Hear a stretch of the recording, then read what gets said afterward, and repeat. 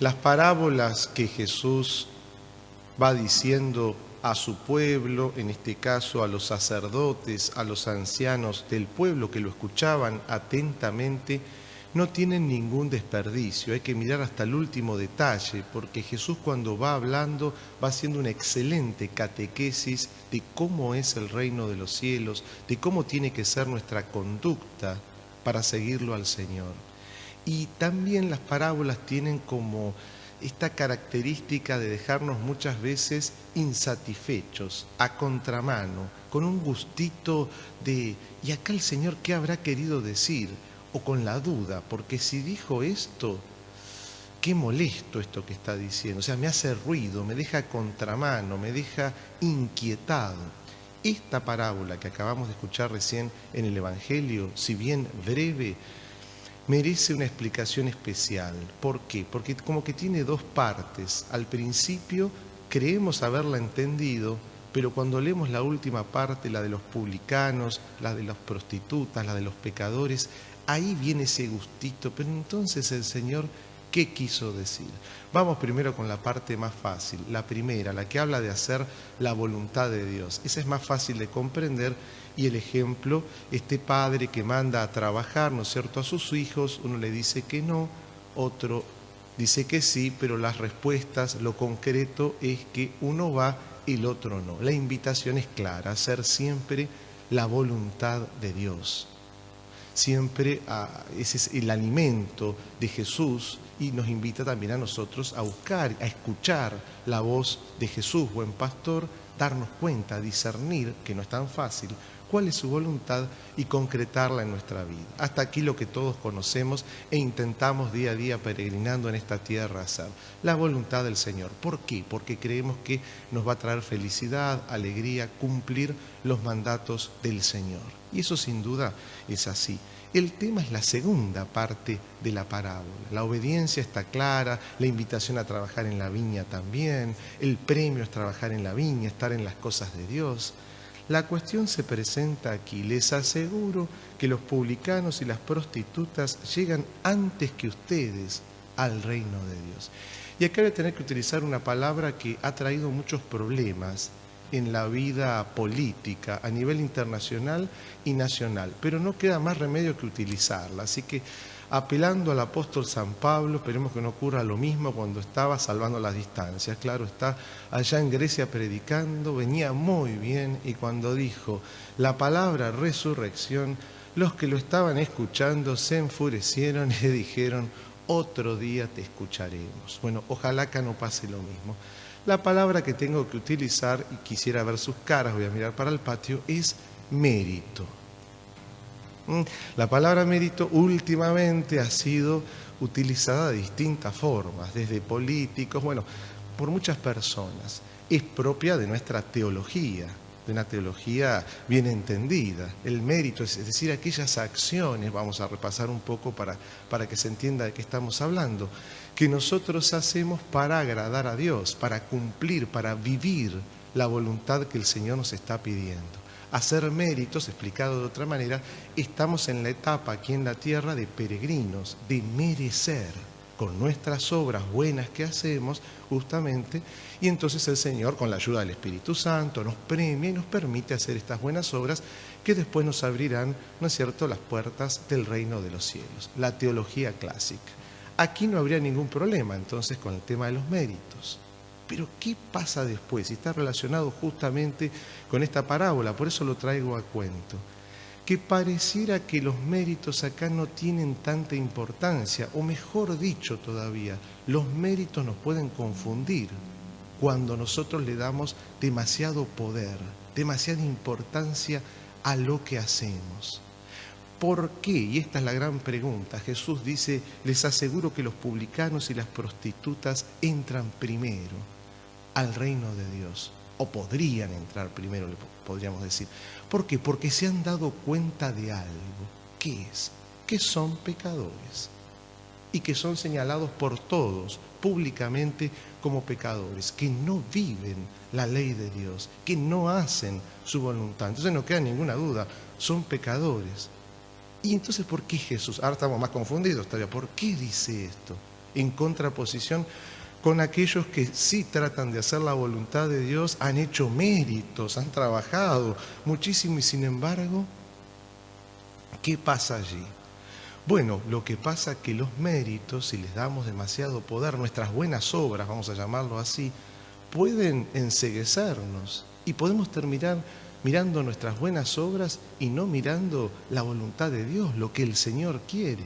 Y por lo tanto, creer que somos perfectos, que somos justos realmente delante de los hombres y no reconocer nuestra verdadera naturaleza que en parte es pecadora, por ser seres humanos, frágil, limitada, necesitada de la ayuda de Dios.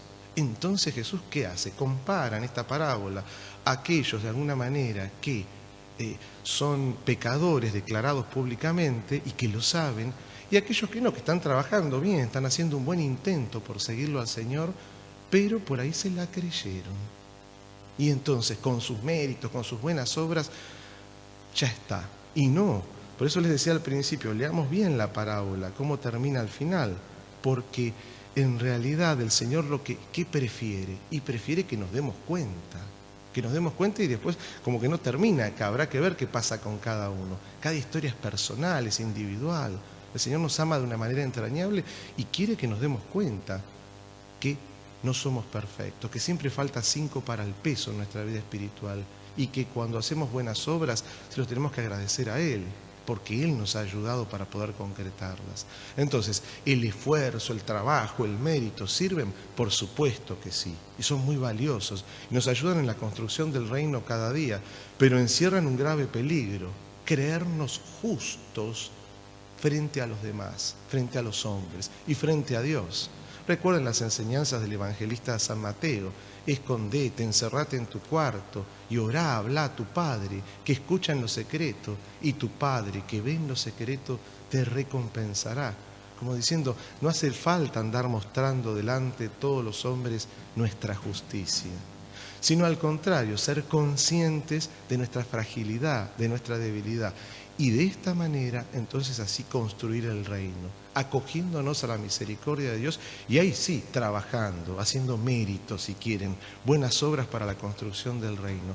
Pero esto solo se puede hacer habiendo pasado por este proceso, descubriéndonos cómo somos, cuál es nuestra naturaleza, qué cosas nos faltan, cuáles son nuestras carencias, qué necesito para seguir creciendo y avanzando en esta vida.